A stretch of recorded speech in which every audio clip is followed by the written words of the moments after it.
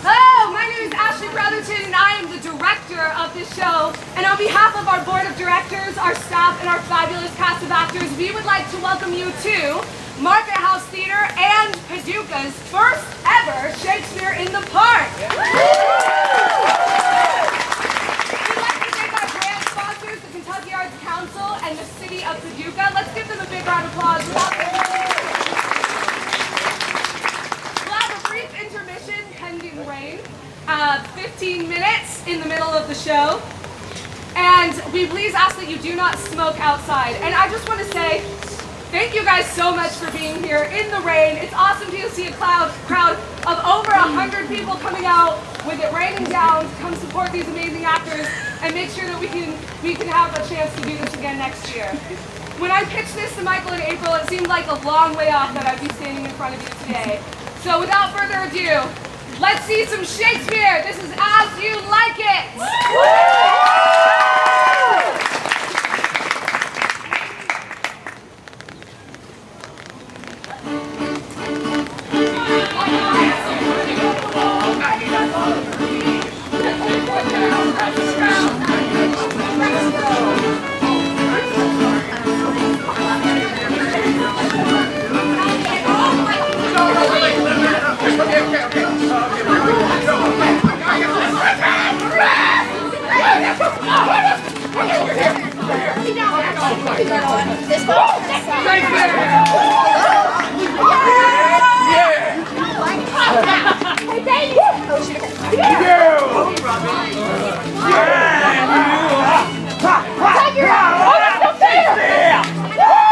Last night, it's gonna be great. It's gonna be a great show. Great show. It's gonna be a great show. It is gonna be a great show. Woo! Woo! Woo! Woo! Ah! Hey, so hey, hear that? For now. That's not cool though. Or are you in like Oklahoma or something?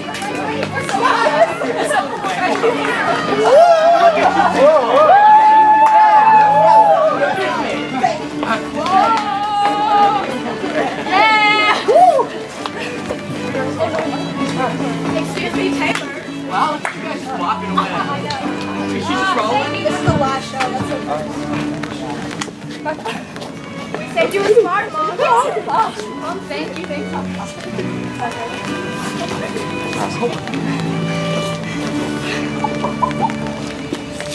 As I remember, Adam, it was upon this fashion bequeathed me, by will, but poor 1,000 crowns.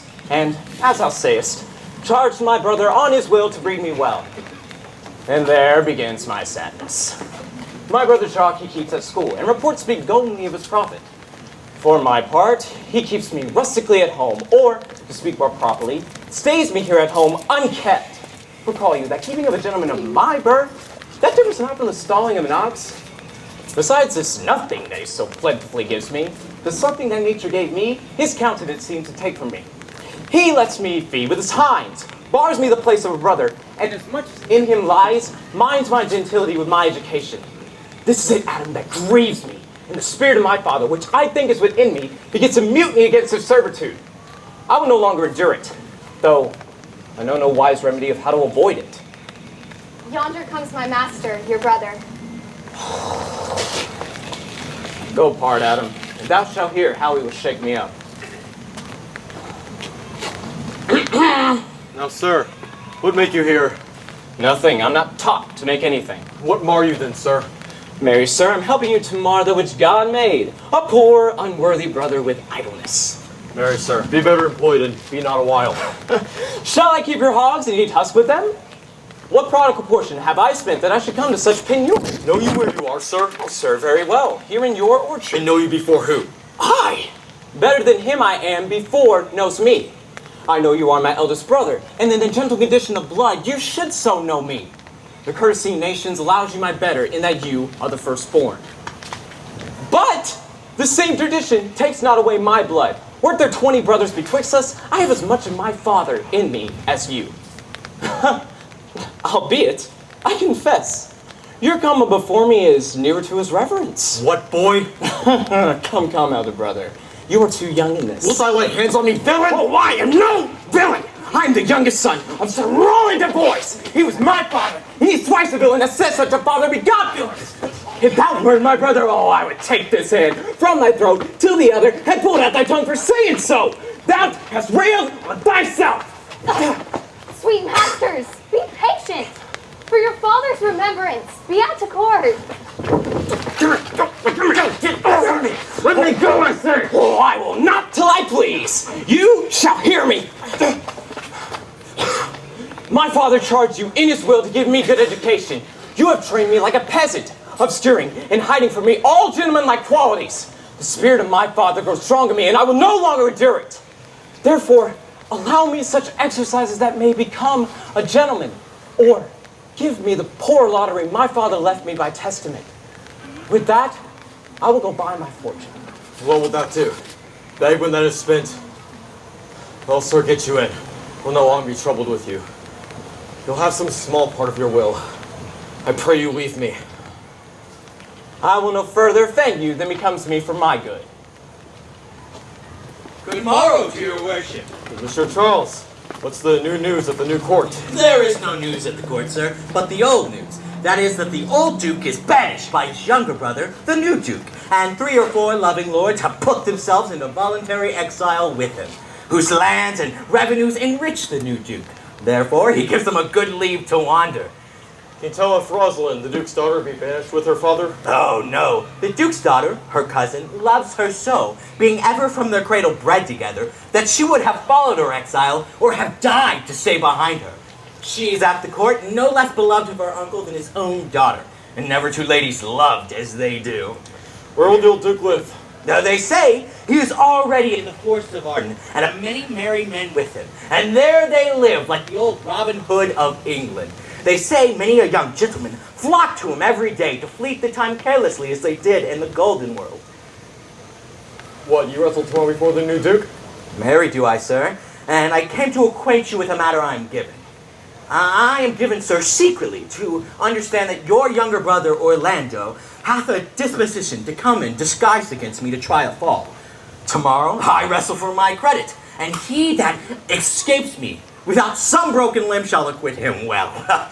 Your brother is but young and tender, and for your love I'd be loath to foil him, as I must for my own honor if he come in.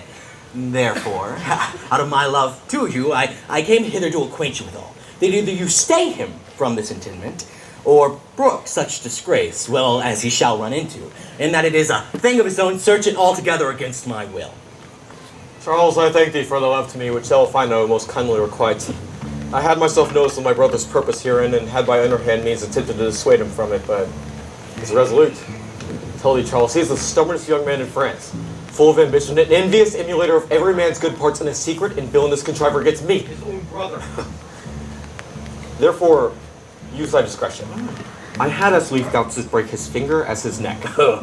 Now we're best look to it, for if thou dost him any slight disgrace, or if thou dost mightily grace himself upon thee, he will practice against thee by poison, entrap thee by some other treacherous means, will not leave thy side until he have taken thy life by some indirect means or other. I tell you, Charles, with almost tears I speak. There is not one so young and so villainous this day living. Speak but brotherly of him, but if I were to anatomize him to thee as he is, I would blush and weep, and I would look on and pale, and wonder. I'm heartily glad I came hitherto. If he come tomorrow, I'll give him his payment. If he ever go alone again, I'll wrestle for prize no more. God keep your worship. Farewell, good Charles. Now I must stir this gamester. I hope I shall see an end to him, for my heart, and I know not why, hates nothing more than he. I pray thee, Rosalind. Sweet, my coz, be merry. My dear Celia, I show more mirth than I am mistress of, and would you yet I were merrier? Lest you could teach me to forget a banished father, you could not learn me to remember any extraordinary pleasure. Herein I see thou lovest me not with the full weight that I love thee. If my uncle, thy banished father, had banished thy uncle, the Duke my father, so thou hadst been still with me, I could have taught my love to take thy father for mine. So wouldst thou, if the truth of thy love to me were so righteously tempered as mine is to thee. Well, I will forget the condition of my estates and rejoice in yours. You know my father hath no child but I, nor none is like to have, and truly when he dies, thou shalt be his heir. For what he hath taken away from thy father perforce, I will render thee again in affection. By mine honor I will, and when I break that oath, let me turn monster. Therefore, my sweet Rose, my dear Rose, be merry. From henceforth I will, coz. And thy sports. Let me see, what think you of falling in love? Ooh, marry, I prithee do, to make sport withal, but love no man in good earnest, nor no further in sport neither than with the safety of a pure blush thou mayest in honor come off again. What shall be our sports then? Let us sit and mock the good housewife Fortune from her wheel, that her gifts may henceforth be bestowed equally. Mistress, you must come away to your father. Were you made the messenger? No, by mine honor, but I was bid to come for you. Where learned you that oath, fool? Of a certain knight who swore by his honor that the pancakes were good, and swore by his honor that the mustard was not. Now I'll stand to it that the pancakes were not, and the mustard was good, and yet was not the knight forsworn. How prove you that in the great heap of your knowledge? Aye, now unmuzzle your wisdom. Stand you both forth now, stroke your chins, and swear by your beards that I am a knave. By our beards, if we had them, thou art. By my knavery, if I had it, then I shall. But if you swear by that, that is not, then you are not forsworn. No more was this knight swearing by his honor, for he never had any. Or if he had sworn it away long before he ever saw those pancakes or that mustard. Here comes Monsieur Lebeau, With his mouth full of news. which he will put on us as pigeons feed their young. Then shall we be news crammed. All the better, we shall be the more marketable. Bonjour, Monsieur Lebeau, what's the news? Oh, fair lady, you've lost much good sport. Sport? Of what color? What color, madam? How shall I answer you? As wit and fortune will. Or as the destinies decree. Well said, that was laid on with a trowel. Nay, if I keep not my rank. Thou losest thy old smell. You amaze me, ladies. I was going to tell you of good wrestling, which you have lost sight of. You tell us the manner of this wrestling. I will tell you the beginning, and if it please your ladyships, you may see the end, for the best is yet to do. For here, where you are, they are ready to perform it. There comes an old man and his 3 sons, 3 proper young men of excellent growth and presence. The eldest of the 3 wrestled with Charles, the Duke's wrestler, and Charles in a moment threw him and broke 3 of his ribs, and there was little hope of life left in him, and so he served the second, and so the third. Alas. But what is the sport, good monsieur, that the ladies have lost? Why, this that I speak of. And thus men grow wiser every day. It is the first that I've heard that the breaking of ribs was sport for ladies. Or I promise thee. Shall we see this wrestling cub? Why, you must if you say here. Here's the place appointed for the wrestling, and they are ready to perform it. Yonder sure they are coming. Let us stay now and see it.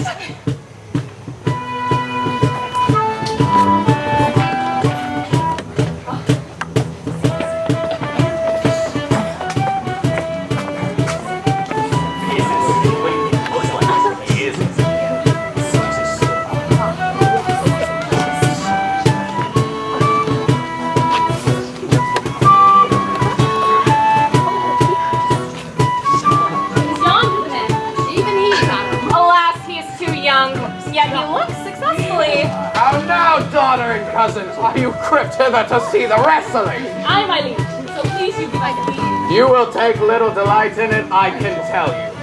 There is such odds in the man. In pity of the challenger's youth, I would fain dissuade him, but he will not be entreated. Speak to him, ladies. See if you can move him. Call him hither, good Monsieur LeBeau. Monsieur, the challenger, the ladies call for you.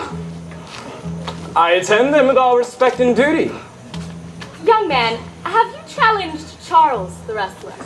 No, fair lady. He is the general challenger. I come but in as others do to try with him the strength of my youth. Young gentleman, your spirits are too bold for your years. You have seen cruel proof of this man's strength. If you saw yourself with your eyes or knew yourself with your judgment, the fear of your adventure would counsel you to a more equal enterprise. We pray you to embrace your own safety and give over this attempt. Do, good sir. Your reputation will not be therefore misprized. We could make it our suit to the Duke that the wrestling might not go forward.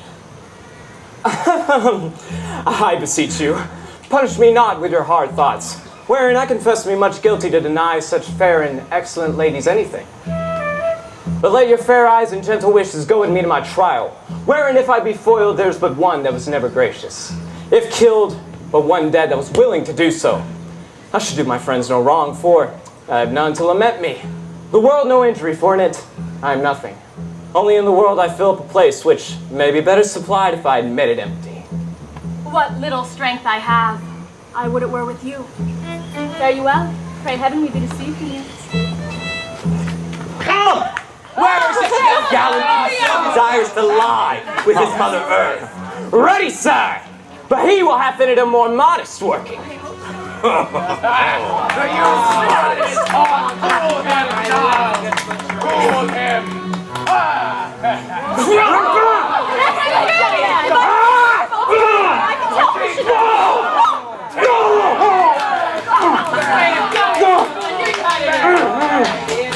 Did you ever doubt it? That's once more.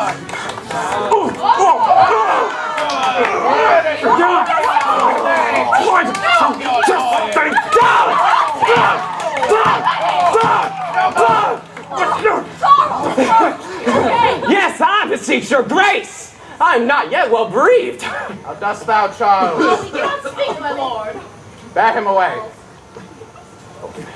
What is thy name, young man? Orlando, my liege, the youngest son of Sir Roland de Bois. I would thou hadst been son to some man else. The world esteemed thy father honorable, but I did still find him mine enemy. Thou wouldst have pleased me better with this deed, hadst thou descended from another house. But fare thee well, thou art a gallant youth. I would thou hadst told me of another father. Were I my father, cuz, would I do this?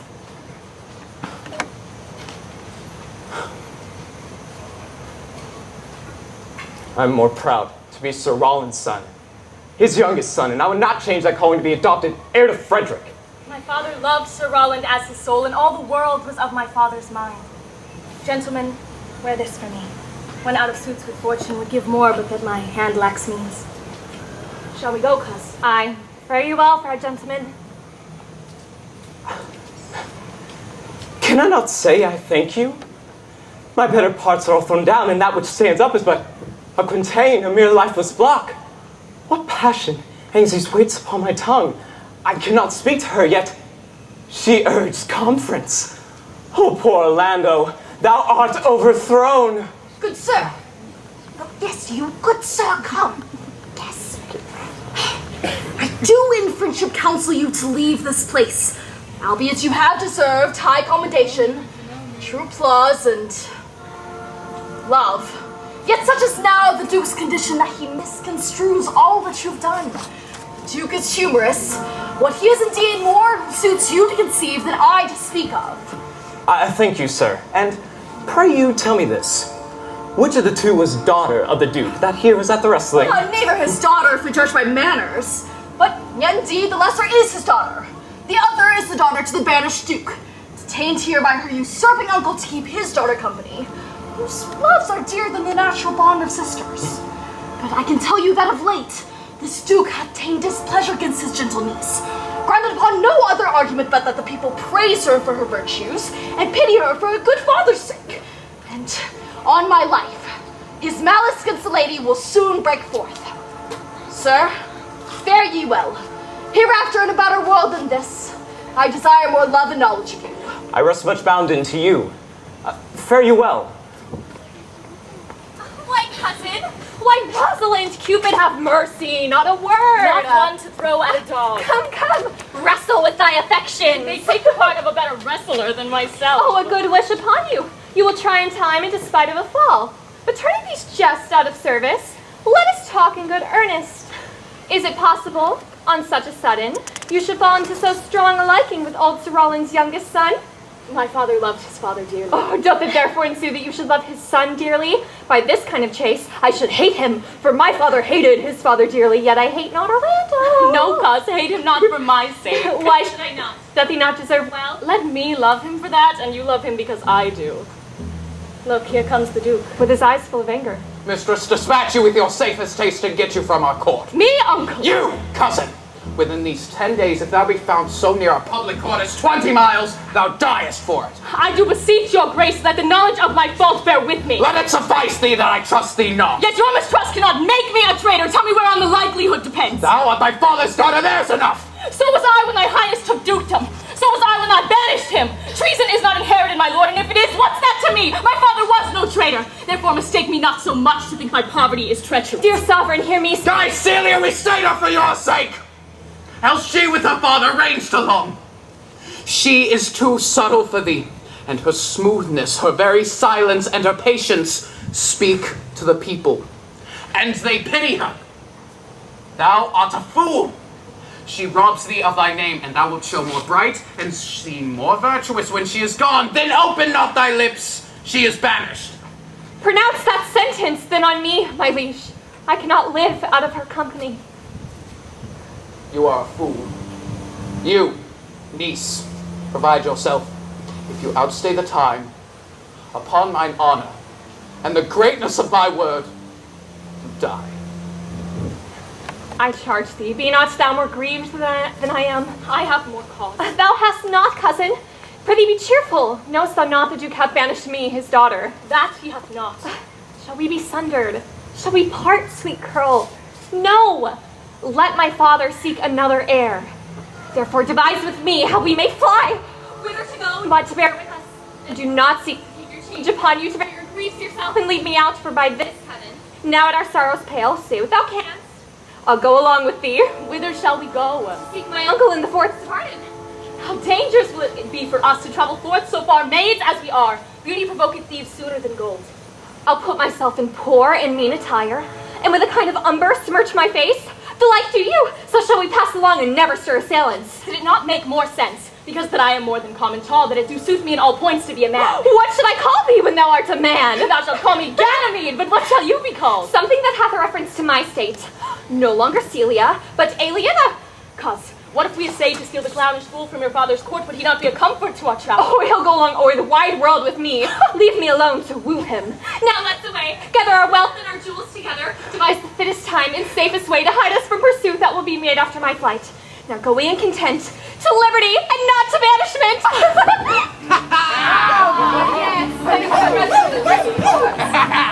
Oh, come.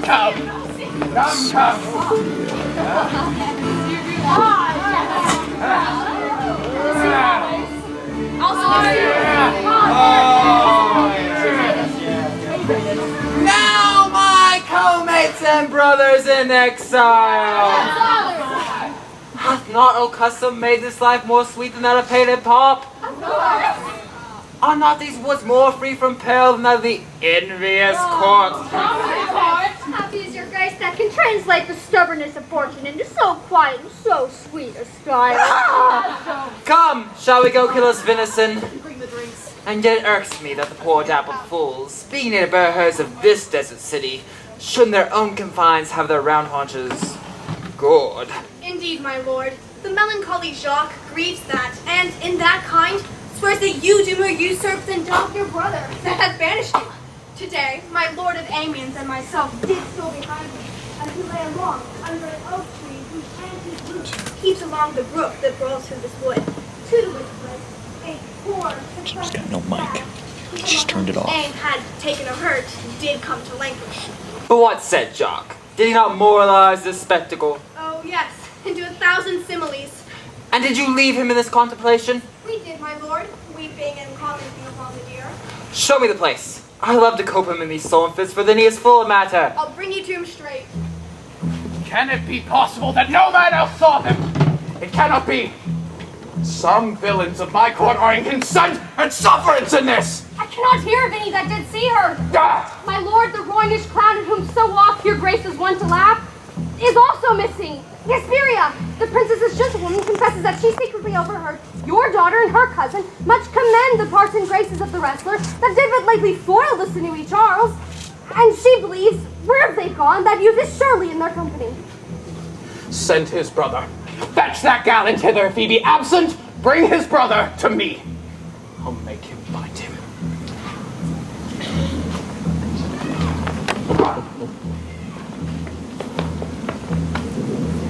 Who's there? Oh, unhappy youth! Come not within these doors, within this roof. The enemy of all your graces lives. Your brother hath heard your praises, and this night he means to burn the lodging where you used to lie, and you within it. If he fail of that, he will have other means to cut you off. I overheard him and his practices. This is no place. This house is but a butchery. Abhor it, fear it, do not enter it. Why, whither, Adam, wouldst thou have me go? No matter whither, so you come not here. What? Wouldst thou have me go and beg my food with a base and a boisterous sword and force, a thievish living on a common road? But do not so. I have 500 crowns, the thrifty hire I saved under your father, and all this I give you. Let me go with you. I'll do the service of a younger man in all your business and necessities. We'll go along together, and ere we have that youthful wages spent, we'll light upon some settled low content. Ow. Ow. Jupiter, how weary are my spirits. I care not for my spirits, if my legs were not so weary. Let's go no further. Oh, for my part, I should rather bear with you than bury you. But I swear no cross if I did bury you. I think you have no money in your purse. Well, this is the forest of Arden. Aye, I'm not. The more fool am I. When I was in court, I was in a better place. But then again, travelers must be content. Aye, be so good, Touchstone. Look you who comes here, a young man and old, in solid talk. Is the way to make her scorn you still. Oh, Corin, that thou knewest how I do love her. I can hardly guess, for I've loved her now. No, Corin, being old, thou canst not guess, though in thy youth thou wert as true a lover as ever sighed upon a midnight pillow. But if thy love were ever like to mine, as sure I did think did ne'er man love so, how many actions most ridiculous hast thou been drawn to by thy fantasy? Into 1,000 I've forgotten. Oh, thou didst then ne'er love so heartily. If thou rememberest not the slightest folly that ever love did make thee run into, thou hast not loved. Or if thou hast not sat, as I do now, wearying thy hearer in thy mistress's praise, thou hast not loved. Or if thy love has not made thee break from company abruptly, as my passion now makes me, thou hast not loved. Oh, Phoebe, Phoebe, Phoebe! Alas, poor shepherd, searching of thy wound, I have by hard adventure found mine own. And I mine. I remember when I was in love. I broke my sword upon a stone and bid him take that, becoming a knight, to Jane's smile. Ah, I remember the kissing of her batlet and the cow's dugs that her pretty chopped hands had milked. And I remember the wooing of a peace card instead of her. Oh, from whom I took 2 cards, and giving them back to her, said with weeping tears, "Wear these for my sake." We that are true lovers do run into strange capers. But as all love is mortal in nature, so is all nature in love mortal in folly. Thou speakest wiser than thou art ware of. Nay, I shall ne'er be aware of mine own wit till I break my shin against it. This shepherd's passion is much upon my fashion. And I mine, though it grows something stale within me. I pray you, one of you question yon man if he for bowl has any food. I faint. Harley, you clown! Peace, fool, he's not thy kinsman. And who calls? Ah, your betters, sir. Else are they very wretched. Peace, I say.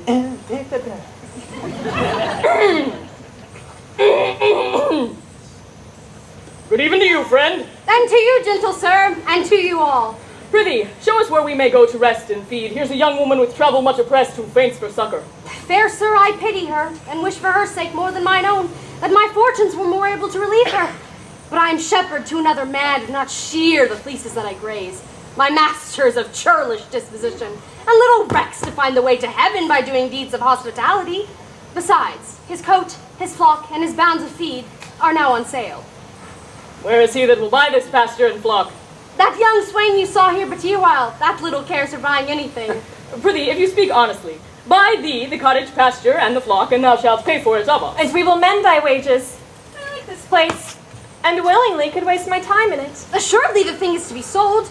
Go with me, if you like upon report, the soil, the profit, in this kind of life. I will your very faithful feeder be, and bide with your gold right suddenly. Dear master, I can go no further. I die for fruit.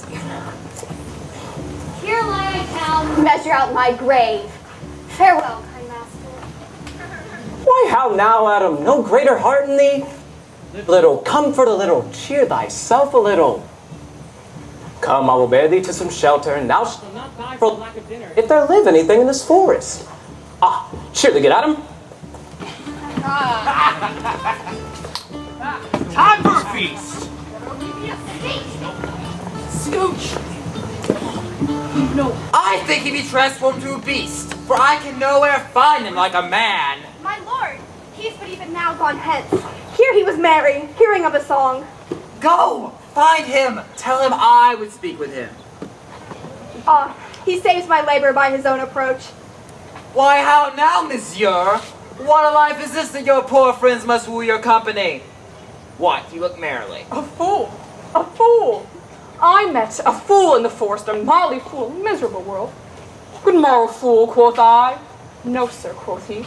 Call me not fool till heaven hath sent me fortune. And then he drew a dial from his poke, and looking on with lackluster eyes, says very wisely, "It is 10 o'clock. Thus we may see," quoth he, "how the world wags. 'Tis but an hour ago since it was 9, and after 1 hour more 'twill be 11. And so from hour to hour we ripe and ripe, and then from hour to hour we rot and rot." When I did hear the motley fool thus moral in the time, my lungs began to curl like chanticleer that fools should be so deep contemplative. And I did laugh, sans intermission, an hour by his dial. A worthy fool. What fool is this? Oh, worthy fool. One that hath been a courtier, and says, if ladies be but young and fair, they have the gift to know it. And in his brain, which is as dry as the remainder biscuit after voyage, he hath strange places crammed, the which he vents in mangled forms. Oh, that I were a fool. I'm ambitious for a motley coat. Forbear and eat no more! Why, I be none yet. Nor shall not to necessity be served. Art thou thus bold and young man by thy distress, or else a rude despiser of good manners? In that civility thou seemst so empty. You touched my vein at first. The thorny point of bare distress have ta'en for me to show smooth civility. What would you have? Your gentleness shall force more than your force shall move us to gentleness. Come, sit and feed at our table. Speak you so gently? Pardon me, I pray you. I thought all things had been savage here, therefore put I on the countenance of stern commandment. True is it that we have seen better days, and sat at good men's feast, and wiped our brows with drops that sacred pity hath engendered. Therefore, sit you down in gentleness, and upon your command what help we have may to your wanting be ministered. Well, then forbear your food a little while. Whilst I go to find my fawn. There's a man who after me hath many a weary step. Go, find him, we will nothing waste till you return. I thank ye, and be bliss for your good comfort. Thou seest we are not all alone and happy. This wide and universal theatre presents more woeful pageants than that scene wherein we play it. All the world's a stage, and all the men and women merely players. They have their exits and their entrances, and one man in his time plays many parts, his acts being 7 ages. At first the infant, mewling and puking in nurse's arms, and then the whining schoolboy with his satchel and shining morning face, creeping like snail unwillingly to school. And then the lover, sighing like furnace with a woeful ballad made to his mistress's eyebrow. And then a soldier, full of strange oaths and bearded like the pard, jealous in honor, sudden and quick in quarrel, seeking the bubble reputation even in the cannon's mouth. And then a justice, and fair round belly with good capon lined, with eyes severe and beard of formal cut, full of wise saws and modern instances. And so he plays his part. The 6th age shifts into the lean and slippered pantaloon, with spectacles on nose and pouch on side. His youthful hose, well saved, a world too wide for his shrunk shank. And his big, manly voice turning again towards childish treble, pipes and whistles in his sound. Last scene of all that ends this strange eventful history is second childishness and mere oblivion. Sans teeth, sans eyes, sans taste, sans everything. Welcome! Fall 2. I will not question you yet as about your fortunes. Not seen him since? Sir, that cannot be. Find out my brother, wheresoe'er he is. Seek him out with candle. Bring him dead or living within this 12-month. Now look, you no more to seek a living in our territory. Your Highness knew my heart in this. I have never loved my brother and my wife. More villain now! Well, take him out of doors, and let my officers of such a nature make an extent upon his house and his lands. Do this expediently, and turn him going. Hang there my verse in witness of my love. Oh, Rosalind, these trees shall be my books, and in their barks my thoughts I'll character. That every eye which in this forest shall see thy virtue witnessed everywhere. Run, Orlando, carve on every tree the fair, the chaste, the unexpressive she.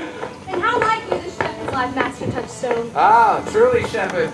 In respect of itself, it is a good life, but in respect that it is a shepherd's life, it is not. In respect that it is solitary, I like it very well, but in respect that it is private, it is a very vile life. In respect that it is in the fields, it pleaseth me very well, but in respect that it is not in the court, it is tedious. Now, as it is a spare life, look you, it fits my humor well, but as there is no more plenty in it, it goes much against my stomach. Hast say philosophy in thee, shepherd?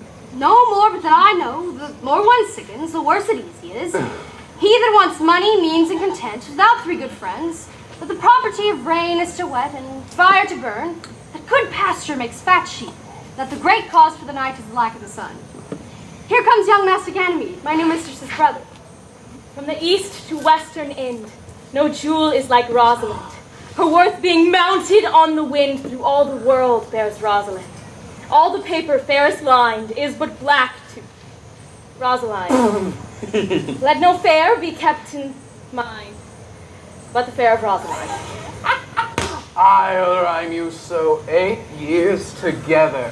Dinners and suppers and sleeping hours accepted. It is the right but a woman's rank to mock it. Out, fool. Oh, for a taste. If the heart do lack a hind, let him seek out a Rosaline. If the cat will after kind, so be sure will Rosaline. Winter garments must be lined, so must slender Rosaline.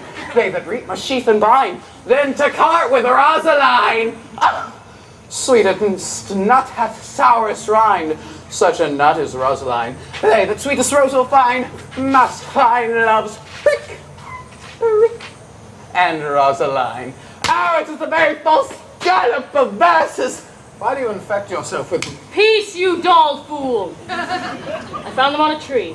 Truly, the tree yields bad fruit. Peace, stand aside. Here comes my sister reading. But upon the fairest boughs, or at every sentence end, will I, Rosalinda, write, teaching all that read to know the quintessence of every sprite.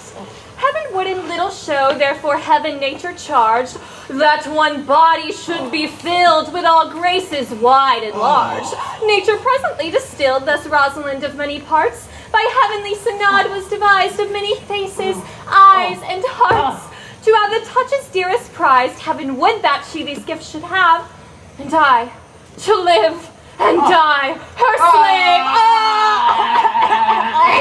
Gentle pulpit, what tedious homily of love have thou wearied their parishioners withal, and never cried, have patience, good people. Shepherd, go off a little. Come, shepherd, let us make an honorable retreat. Didst thou hear these verses? Aye, I heard them, and more too. For some of them had in them more feet than the verses would bear. That's no matter, the feet might bear the verses. Aye, but the feet cannot bear themselves without the verse, and therefore stood lamely in the verse. But didst thou hear without wondering how thy name should be hanged and carved upon these trees?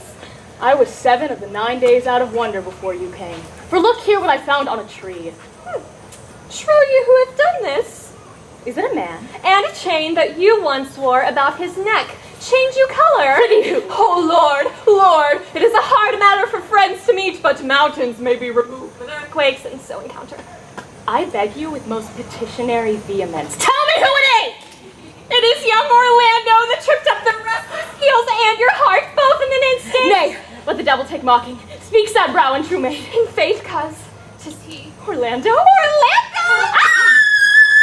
Alas the day! What shall I do with my doublet and hose? What didst thou when thou sawest him? What said he? Where and whence he? What makes him here? Did he ask for me? I'll party thee with thee, and when shalt thou see him again? Answer me in one word! You must borrow me gargantuous mouth first. 'Tis a word too great for any mouth of this age's size.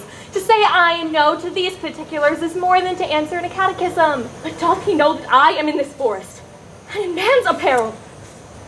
Look he as freshly as he did the day he wrestled. Take a taste of my finding him and relish it with good observance. I found him under a tree like a dropped acorn. It may well be called Jove's tree when it drops forth such. Give me audience, good madam. Proceed. There lay he, stretched along like a wounded knight. Though it be a pity to see such a sighted well becomes the ground. Cry hollow to thy tongue! I prithee, it curvets unseasonably.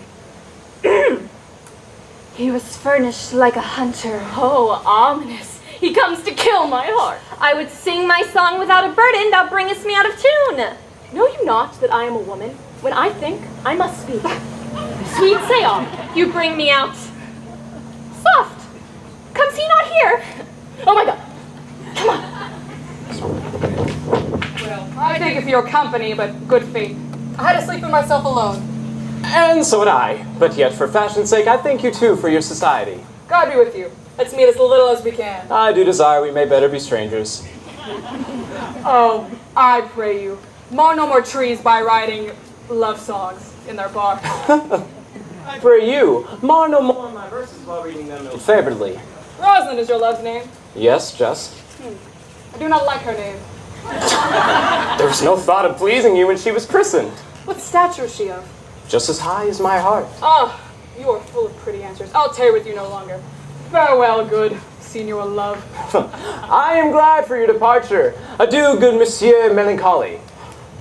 I will speak to him like a saucy lackey, and under that habit play the knave with him. Dost thou hear, Forester? Very well. What would you? Prithee, what is no clock? You should ask me what time o' day. There's no clock in the forest. And there is no true lover in the forest, as sighing and groaning every hour would detect the lazy foot of time as well as a clock. Where dwell you, pretty youth? With my sister, this shepherdess, on the skirts of the forest like fringe upon a petticoat. Are you native of this place? As the coney. Your accent is something finer than you can purchase in so removed a dwelling. I've been told so of many. But indeed, an old religious uncle of mine taught me to speak, who was, in his youth, an inland man. He knew courtship well, for there he found love. I have heard him read many lectures against it, and I thank God that I am not a woman. To be touched with such giddy offenses as he has generally taxed their whole sex withal. Can you remember any of the principal evils that he laid to the charge of women? There were none principal. Each was the same as halfpence are. each fault seeming monstrous till its fellow fault came to match it. I pray thee, recount some of them. No, I will not cast my physic foot on those that are sick. There is a young man that haunts our forest and abuses our young plants by carving Rosalind in their barks. He hangs odes upon hawthorns and elegies on brambles, all forsooth deifying the name of Rosalind. If I could meet the fancy monger, I would give him some good counsel, for he seems to have the quotidian of love upon him. I am he that is so love-shaken. I pray you, tell me your remedy. You have none of my uncle's marks upon you. He taught me how to know a man in love. What were his marks? A lean cheek, which you have not. A blue eye, unsunken, which you have not. An unquestionable spirit, which you have not. A beard neglected, which you have not, but I'll pardon you for that, for simply in having a beard is a younger brother's revenue. Then your shirt should be unbuttoned, your bonnet unbanded, your shoe untied, and everything about you demonstrating a sort of careless desolation. But you are no such man. You are rather point device in your accoutrements as seeming the lover of yourself, rather than the lover of any other. Fair youth, I could make thee believe I love. Make me believe it. You would as soon make her that you love believe it, which I confess she's after to do than to admit she does. But, in good sooth, are you he that hangs the odes on the trees wherein Rosalind is so admired? I swear to thee, youth, by the white hand of Rosalind, I am that he, that unfortunate he. Love is but a madness, and deserves as much a whip in a madhouse as madmen do. And the reason why they are not so punished and cured is that the lunacy is so ordinary that the whippers are in love too. Yet I profess curing it by counsel. Did you ever cure any so? I? One. In this manner. He was to imagine me his mistress, and I sent him every day to woo for me. At which time would I, being but a moonish youth, grieve, be effeminate, liking and longing, fantastical, apish, changeable, shallow, inconstant, full of tears, full of smiles, for every passion something, and for no passion, truly anything. For boys and women are for the most part cattle of this color. Would then like him, then loathe him, then entertain him, then forswear him, then weep for him, then spit at him. I drave him from a mad humor of love to a living humor of madness, which was to forswear the world and live in a nook, merely monastic. And so will I take it upon myself to wash your liver as clean as a sound sheep's heart, that there will not be one spot of love in it. I would not be cured, youth. I would cure you, if you would but call me Rosalind and come to my cot and woo me. Now by the faith of my love, I will. Tell me where it is. We will go along to it, and along the way you shall tell me where you live. Where you go? With all my heart, good youth. Nay, you must call me Rosalind. We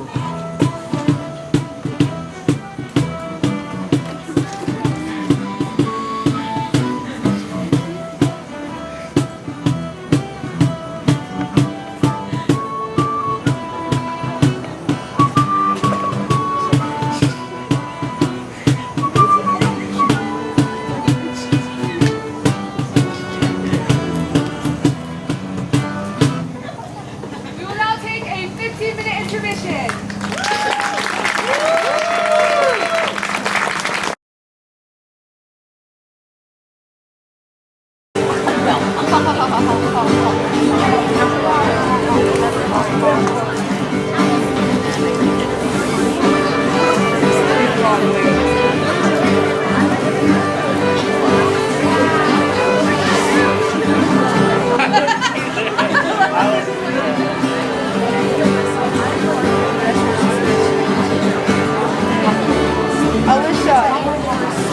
I was in.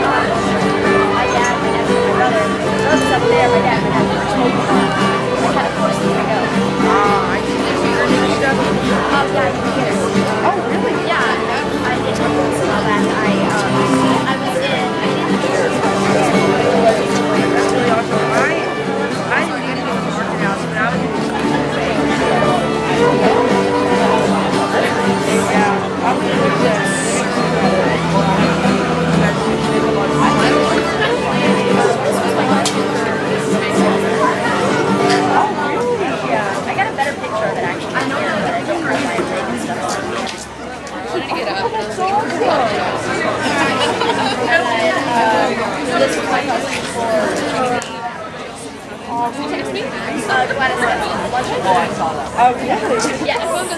I don't know why, but in the shows that I've done, they always choose me as the biggest stick fan. Yeah. And this year, I'm actually going to audition for James. Really? Yeah. That's awesome. So you know what I'm going to call it? I'm going to go to UC for my basics, and then I'm going to go and transfer to Spanish college. You better keep it right on the body of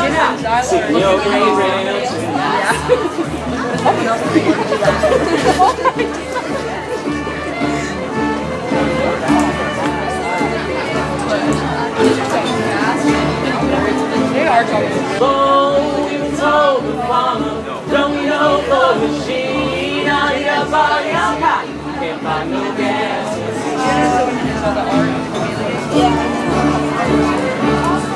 I know, I saw their mom, but I couldn't see the other one. No, I said I wonder. Yon comes the spider, crawling up and down the wall. He must be going in his hand. I know, me and Keisha shoots like it was because in our Spanish class, it was me, Keisha, Joseph, and Natalie, and then kids. But no one cared about kids.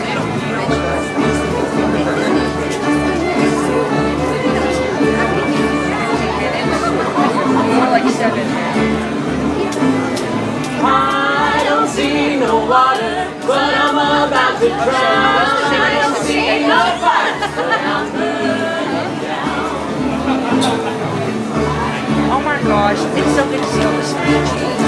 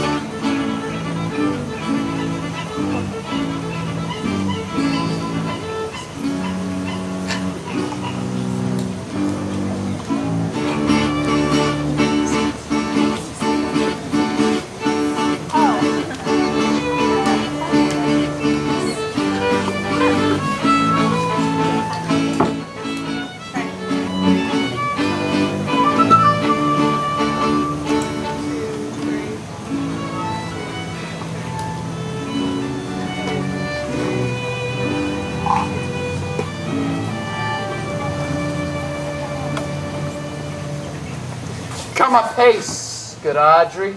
I will fetch up your goats. Audrey? And how, Audrey, am I the man yet?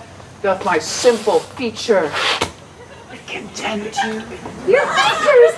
Lord Warrantus! What features? I am here with thee and thy goats, as was the capricious poet Ovid, was among the Goths. When a man's verse cannot be understood, nor his good wit seconded by the forward child understanding, it strikes a man more dead than a great reckoning in a little room. Truly, I wish the gods had made thee poetical. I do not know what poetical is. Is it honest indeed in word? Is it a true thing? No, for the truest poetry is the most feigning, and lovers are given to poetry, And they that swear in poetry may be said as lovers, they do feign. Do you wish then that the gods had made me poetical? I do, truly, for thou swearest to me that thou art honest. Now, if thou wert a poet, I might have some hope thou didst feign. Would you not have me honest? No, truly, unless thou wert hard-favored. For to have honesty coupled to beauty is to have honey a sauce to sugar. Well, I am not fair, so therefore I pray the gods make me honest. Be it as it may be, I will marry thee. And to that end, I have been with the vicar of the next village, Sir Oliver Martex, and he has agreed to meet us here in this place in the forest to couple out. Well, the gods give us joy. Here is Sir Oliver Martex. Good evening to you, good Sir Oliver Martex. You are very well met. Shall you couple us here under this tree, or shall we go with you to your chapel? Is there none here to give the woman? I will not take her on gift of any man. Truly, she must be given, or the marriage isn't lawful. Proceed, proceed. I'll give her. Good evening to you, good master. What you call it? You are very well met. Will you be married, Motley? As the ox hath his bow, sir. Oh. The horse his curb, and the falcon her bells. So man hath his desires, and as pigeon's bill, so wetlock would be nibbling. And will you, being a man of your breeding, be married under a bush like some beggar? Get you to church, and find you a good priest who can tell you what marriage is. This fellow will but join you together as they join wainscot, like green timber, one of you approve warp. Warp! I am not of the mind yet, but I am rather to be married of him than of another man. For he is not like to marry me well, and not being married well, it would be a good excuse for me hereafter to leave my wife. Come thou with me and let me counsel thee. Okay. Come apace, good Audrey. We must be married, or we shall live in bawdry. Good even to you, good Master Oliver, and not, oh, sweet Oliver.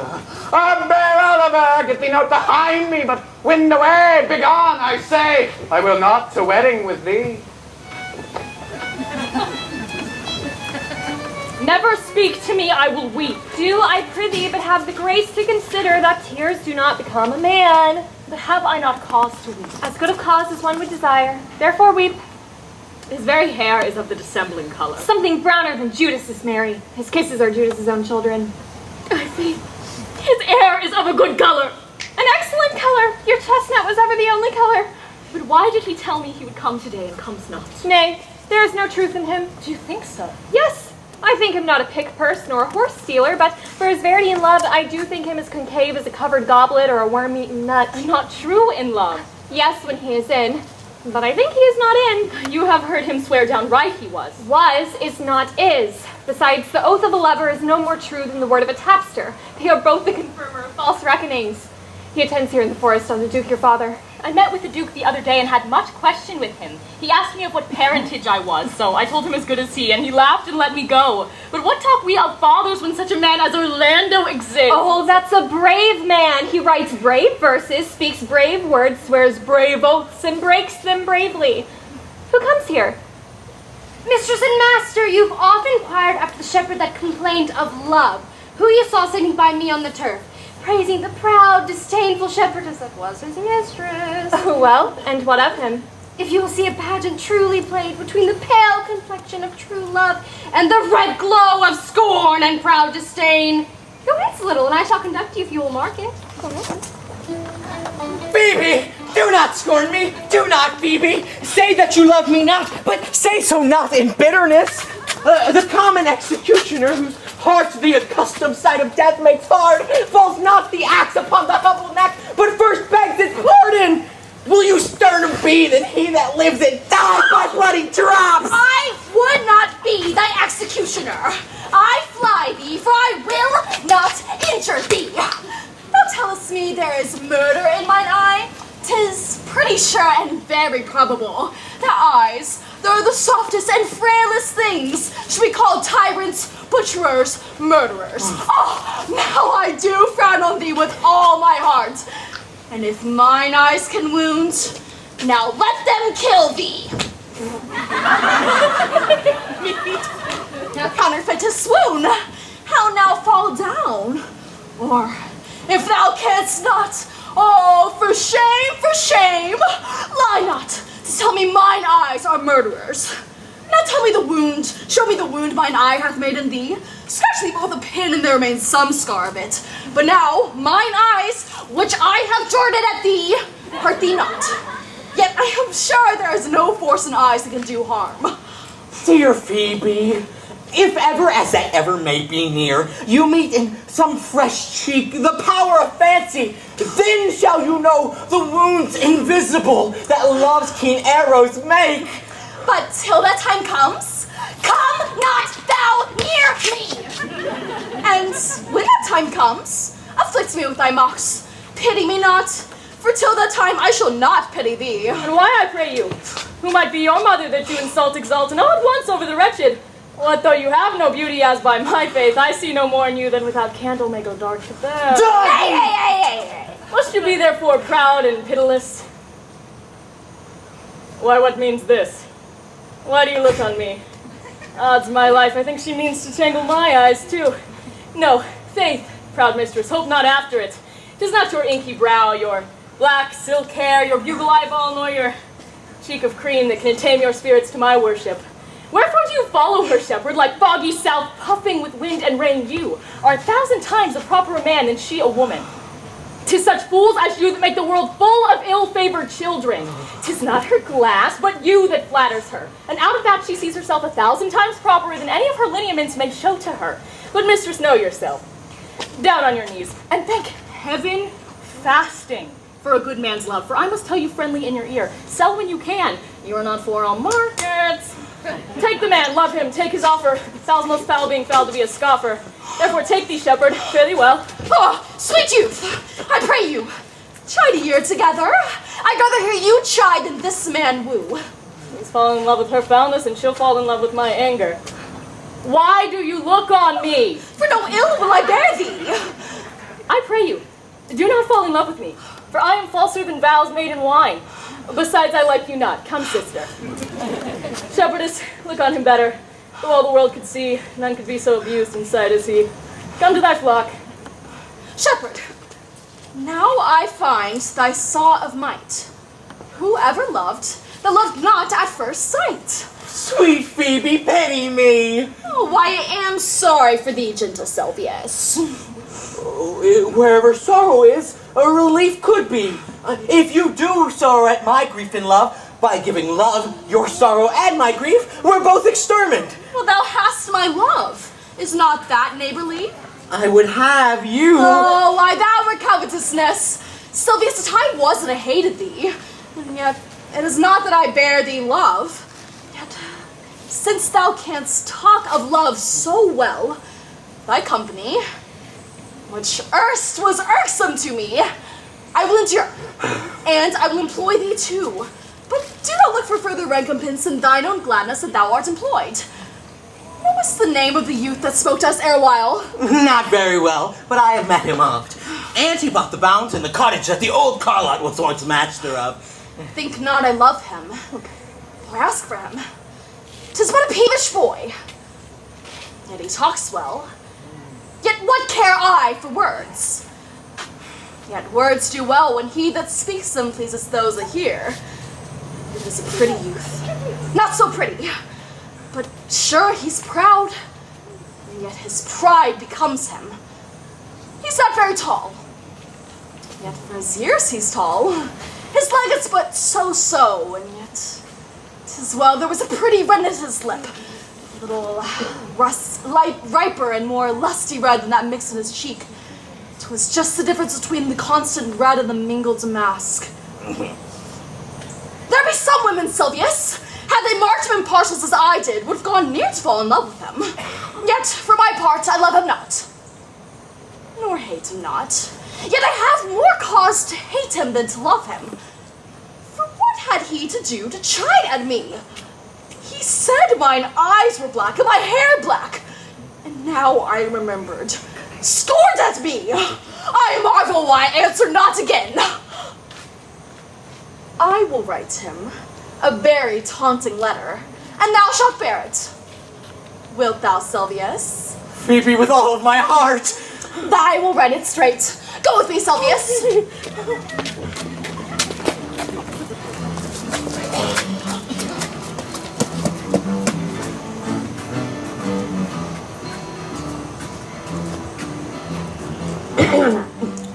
Good day and happiness, dear Rosalind. How now, Orlando? You, a lover! And you ever served me such another trick? Never come in my sight no more. My fair Rosalind, I come within an hour of my promise. Break an hour's promise in love? Pardon me, dear Rosalind. Nay, and you have such broken a promise, never come in my sight, I would as lief have been wooed of a snail. Of a snail? Aye, of a snail, for though he comes slowly, he carries his house on his head. A better jointure, I think, than you make a woman. Come, woo me, for now I am in a holiday humor, and I like enough to consent. Tell me what you would say if I were your Rosalind. I would kiss before I spoke. Nay, you better speak first. And then when you're grappled for lack of matter, you might take occasion to kiss. But how if the kiss be denied? And then she puts you to entreaty, and there begins a new matter. Who can be out being before his beloved mistress? Am not I your Rosalind? I take some joy to say you are, because I would be talking of her. Well, in her person, I say I will not have you. Then in my own person I die. I would not have my right Rosalind of this mind, for I protest, her frown might kill me. By my hand, it will not hurt a fly. But here, I will be a Rosalind in a more coming-on disposition. Ask me what you will, I shall grant it. Then love me, Rosalind. Aye, will I. Fridays and Saturdays and all. And wilt thou have me? Aye, and 20 such. What sayest thou? Are you not good? I hope so. Well, can one have too much of a good thing? Come, sister, you'll be the priest and marry us. Give me your hand, Orlando. What do you say, sister? I cannot say the words. You must begin, will you, Orlando? I pray thee, marry us.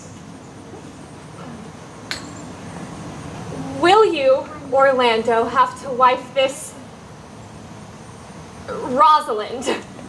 I will. Aye, but when?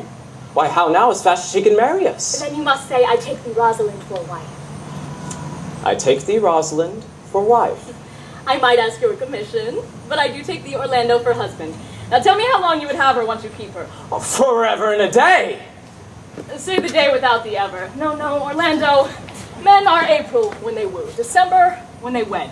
Maids are May when they are maids, but the sky changes when they are wives. I will be as jealous of you as a Barbary cock pigeon over its hen, as clamorous as a parrot against rain, as newfangled as an ape, as giddy in my desires as a monkey. I will weep for nothing, like Diana in the fountain. And that's when thou art supposed to be married.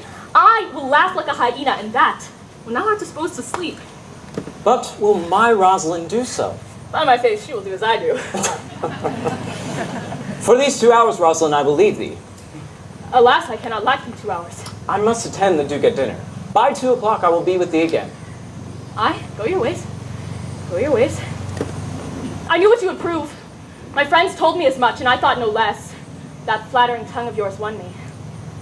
2 o'clock is your hour? Aye, sweet Rosalind. By my troth, and in good earnest, and God mend me, and by all pretty oaths that aren't dangerous, if you come 1 minute past the hour, or break one jot of your promise, I will think you the most pathetical break promise, and the most unworthy of she that you call Rosalind to ever be chosen out of the gross band of the unfaithful. Therefore beware my censure, and keep your promise. With no less religion than if thou were indeed my Rosalind. So adieu. You have simply misused our sex in your love crate. We must have your doublet and hose plucked over your head and show the world what the bird hath done to her own nest. Oh, Cuz, my pretty little Cuz, if only thou knew I am in love. I cannot live out of the sight of Orlando. I will go and find a shadow inside till he come, and I'll sleep.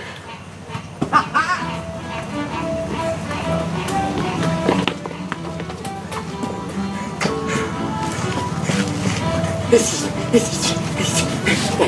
me.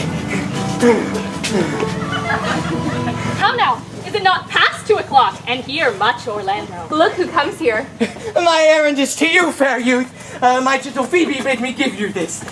I know not the contents, but as I guess by the stern brow and waspish action which she did use as she was writing of it, it bears an angry tenor. Pardon me, I am the guiltless messenger. Patience herself would startle at this letter, and play the swaggerer.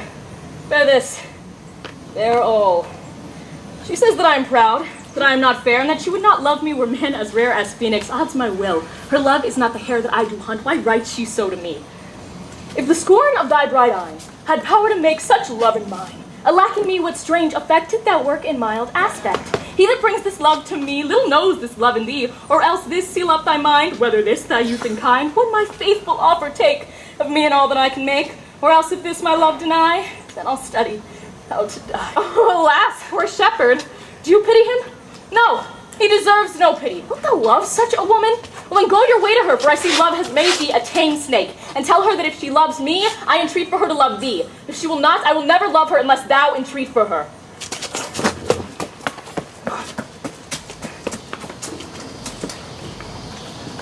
Tomorrow, fair ones, pray you if you know, where in the purlieus of this forest stands a sheepcote fenced about with olive trees? West of this place, down in Neighbor Bottom, but at this hour the house doth keep itself, there's none within. Then I may profit by tongue, then I should know you by description. Such garments and such years. The boy is fair of female favor, and bestows himself like a ripe sister, the woman low and browner than her brother. Are you not the owners of the house that I inquire for? It is no boast being asked to say we are. Orlando doth commend him to you both, and to thee he calls his Rosalind. He leaves this bloody napkin. Are you he? I am. What must we understand by this? When the last young Orlando left, he left with the promise to return again within an hour, and pacing through the forest, lo, if he fell. He threw his eye aside and marked what object had presented itself. Under an oak whose boughs were mossed with age, lay sleeping a wretched, ragged man overgrown with hair. About his neck a green and gilded snake had wreathed itself. Upon seeing Orlando, the snake unlinked itself, and with indented claws did slip away into a bush, under which bush's shade a lioness lay couching with cat-like watch. This seen, Orlando did approach the man, and found it was his brother, his elder brother. Oh, I have heard him speak of this same brother, and he did render him the most unnatural that lived amongst men. And might well he do so, for I know he was unnatural. But of Orlando did he leave him there, food to the hungry lioness? Twice did he turn his back in purpose so, but kindness nobler ever than revenge, and nature stronger than his just occasion, made him give battle to the lioness, who quickly fell before him. Oh. In which, hurtling from miserable slumber, I awaked. Are you his brother? 'Twas you he rescued. Was I? But of the bloody napkin! In brief, he led me to the gentle Duke. There stripped himself, and here upon his arm the lioness had torn some flesh away, which all the while had bled. And he cried and fainted, in crying upon his Rosalind. Brief, I recovered him, bound up his wound, and after some small space, being strong at heart, he led me hither, strange as I am, to deliver this story to you, so that you might excuse his broken promise. How now, Ganymede? Cousin Ganymede? And he will soon do look on blood. There's more in it. Cousin Ganymede! Look, he recovers. Would I were at home.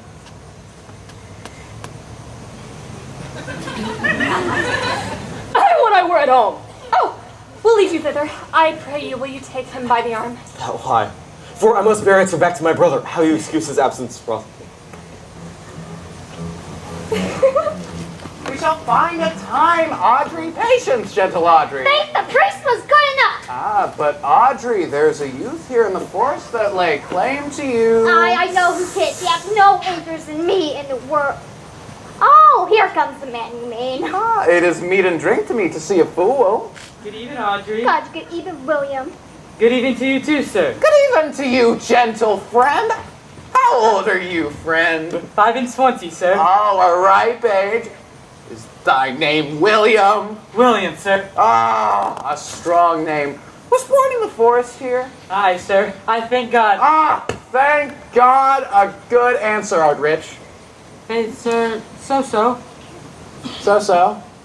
Is good. Very good. Very excellent good. And yet it is not. It is but so-so.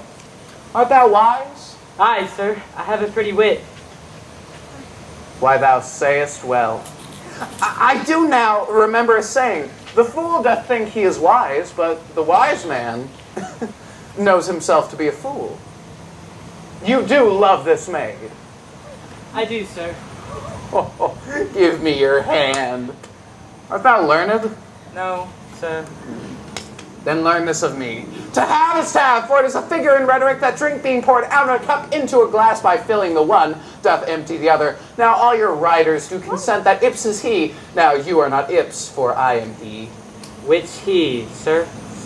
He, sir, that must marry this woman.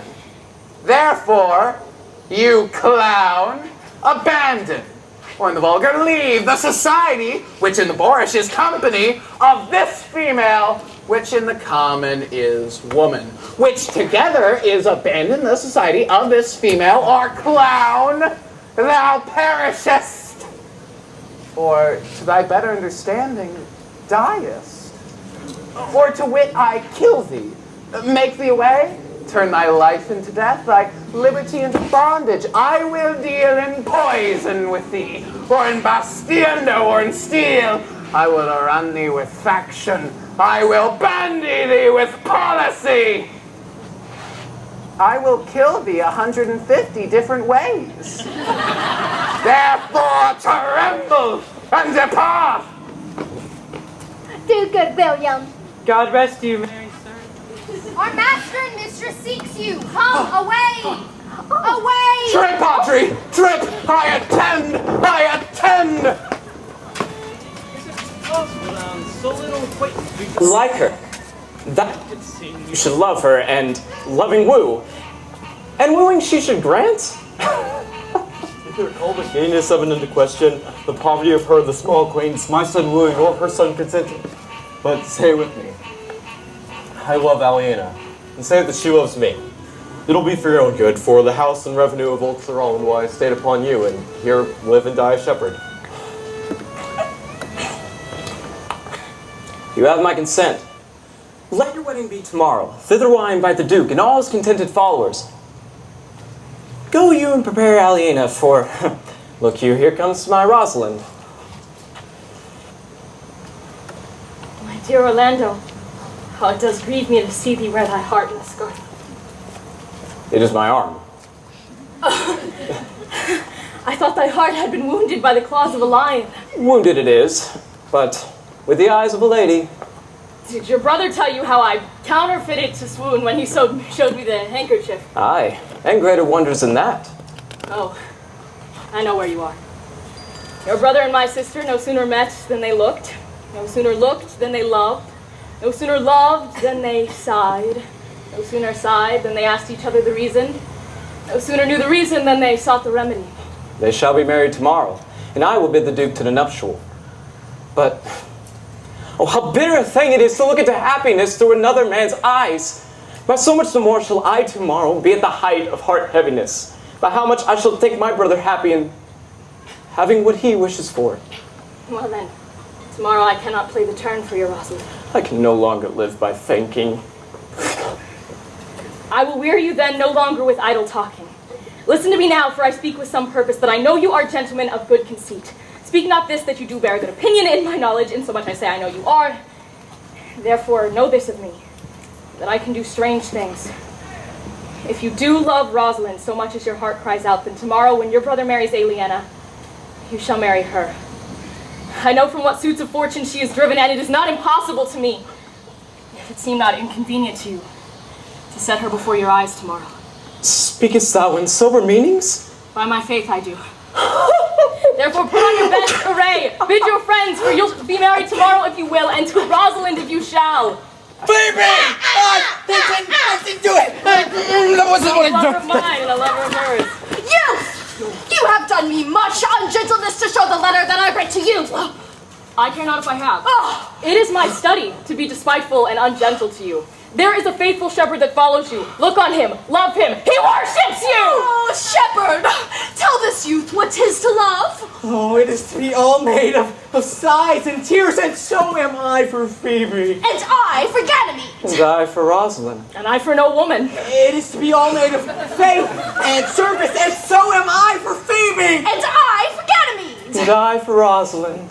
No, and I for no woman. It is to be all made of fantasy, all made of passion, all made of wishes, all adoration, duty, and observance, all humbleness, all patience, all impatience, all purity, all trial, all observance, and so am I for Phoebe! And so am I for Ganymede! And so am I for Rosalind. And so am I for no woman! If this be so, why blame you me to love you? If this be so, why blame you me to love you? If this be so, why blame you to love you? Who do you speak to? Why blame you me to love you? To her that is not here, nor doth not hear. No more of this. 'Tis like the Irish wolves howling against the moon. I will help you when I can. I would love you if I could. Tomorrow, meet me all together. I'll marry you if ever I marry a woman, and I'll be married tomorrow. I'll satisfy you if ever I satisfy man, and you'll be married tomorrow. I'll content you if what pleases you contents you, and you shall be married tomorrow. As you love Rosalind meet, as you love Phoebe meet, and as I love no woman all meet. Therefore go your ways. I've given you your commands. I'll not fail if I live! Nor I. Tomorrow is the joyful day, Audrey. Tomorrow we will be married. With my whole heart, I hope it is no dishonest desire to be a woman of the world. Canst thou believe, Orlando, that this boy can do all that he hath promised? I sometimes do believe and sometimes do not. As those that fear, they hope, and know they fear. Get me! Once more, whilst our compact is urged. You say if I bring your daughter here, you will bestow her on Orlando here. That would I, had I kingdoms to give with her. And you say you will take Rosalind if I bring her. That would I, were I of all kingdoms king. You say you will marry me if I be willing. That will I, shall I die the hour after. But if you do refuse to marry me, you will take this gentle shepherd. So is the bargain. You will have Phoebe if she will. Don't you have her and death were both one thing? I have promised to make all these matters even. Therefore keep your promise, Duke, to give your daughter, Orlando to receive his daughter, Phoebe to marry me, but if you will not, to marry this faithful shepherd, and Silvius to have her if she will. And from henceforth I go, to make all these doubts even.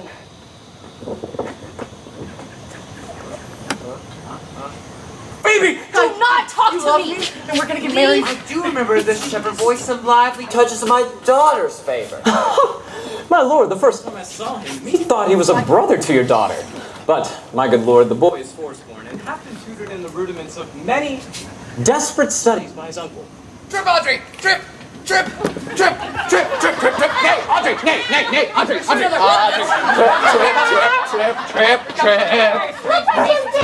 It's fine. Greetings and salutations to you all. Good, my lord, bid him welcome. This is the mildly-minded gentleman which I've met so often in the forest. He hath been a courtier, he swears. If any man doubt that, let him be my purgation. Good, my lord, like this fellow. I like him very well. God you, sir. I desire you of the like. I press in here, sir, among the rest of the country copulatives, to swear and to forswear as marriage bonds and blood breaks. A poor virgin. In ill-favored things, sir, but mine own poor humor of mine, sir, to take that no man else will. Rich honesty dwells like a miser, sir, like your pearl in your foul oyster.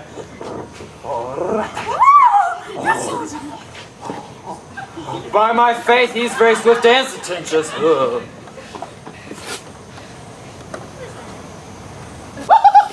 Rise.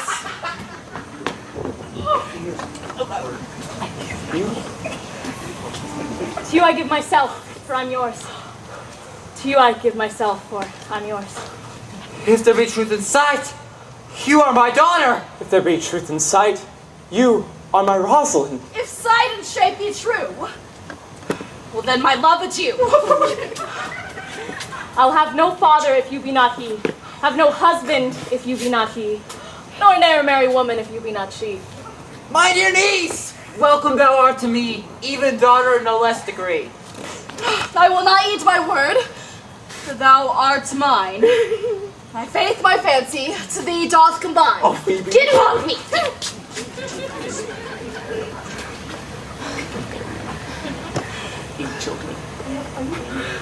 Let me have audience for a word or two.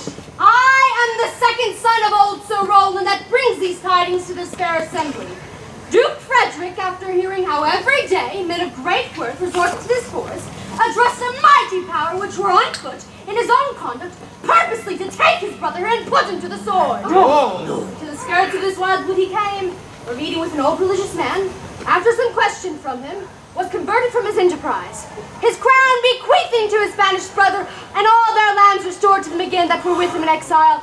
This to be true, I do engage my life. Welcome, young man, thou hast belly for thy brother's wedding. To one his land withheld, and to the other led itself at large, a potent dukedom.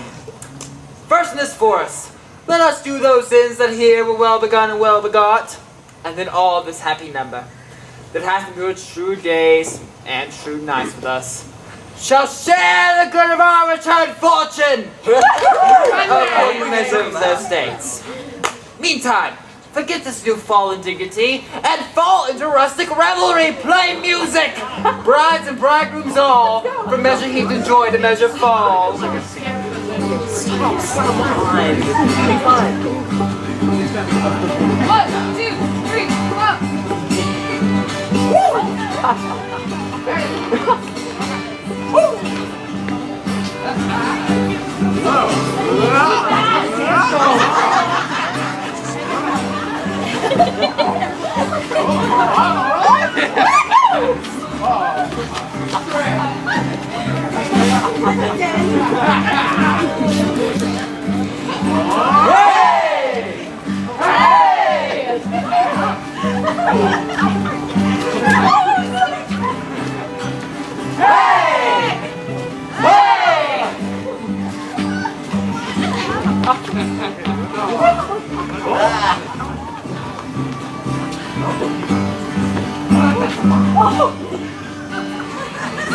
Oh, do not leave me!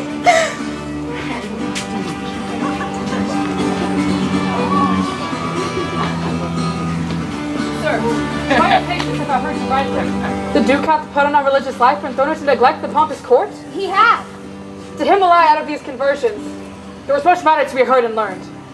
You to your former honor I bequeath, for your patience and your virtue well deserved it. You to a love your true faith doth merit. You to your land and love and great allies. You to a long and well-deserved bed. Thanks. And to you for wrangling, for thy loving voyages, but for 2 months' victual. So to your pleasures, I am for other than dancing measures. Stay, Jock, stay! To see no pastime or what you would have. I'll stay to know you at your abandoned cave.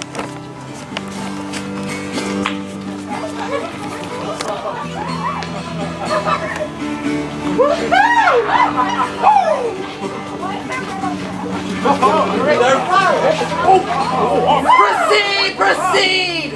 We will begin these rites as we do hope they'll end in true delights. Let us not, to the marriage of true minds, admit impediments. Love is not love which alters when it alteration finds. It is not the fashion to see the lady the epilogue, but it is no more unhandsome than to see the lord the prologue. If it be true that good wine need no bush, then it is true that a good play needs no epilogue. Yet good wine is made better by the help of good bush, and thus a good play is made better by the help of good epilogue. What a case am I then, that am neither good epilogue nor can insinuate with you in the case of a good play? I am not furnished like a beggar, therefore to beg will not become me. My job is to conjure you, and I'll begin with the women. I charge you, O women, for the love you feel to men, to like as much of this play as please you. And I charge you, O men, for the love you feel to women, as I can tell by your simpering none of you hates them, that between you and the women, the play might please. If I were a woman, I would kiss as many of you as had beards that pleased me, complexions that liked me, and breaths that I defied not. So of you that have good beards, good complexions, and good breaths, do this for me. When I make curtsy, bid me farewell. I never writ, nor no man e'er loved. Oh, do not run! Baby, we have to kiss. You have to kiss to finish the marriage. Wasn't it a love? You're not keeping your promise. You said you'd marry me.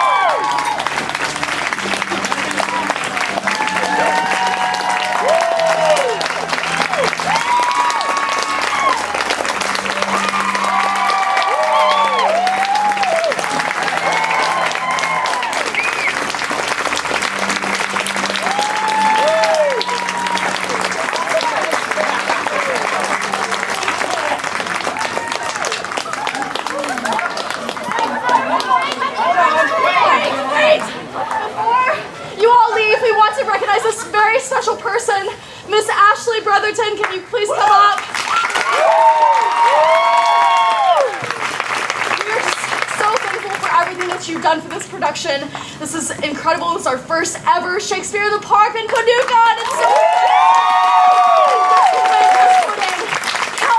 countless hours to make this happen, and we are so grateful for her. So we just want to thank you with dragon fingers and this. So thank you so much. Yes, that's.